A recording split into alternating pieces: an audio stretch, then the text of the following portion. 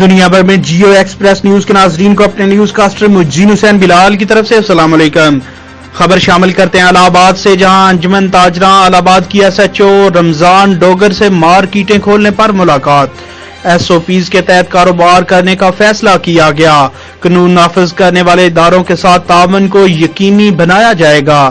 صدر انجمن تاجراں کی میڈیا سے گفتگو۔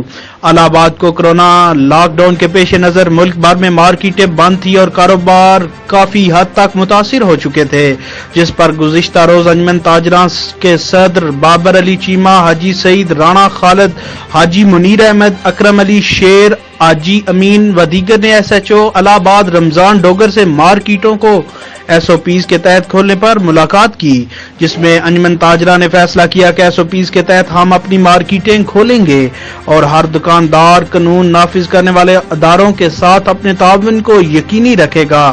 کیمرہ مین ٹیم کے ساتھ Mehr Basharat Siddiqui, divisional bureau chief, Geo express news, Lahore.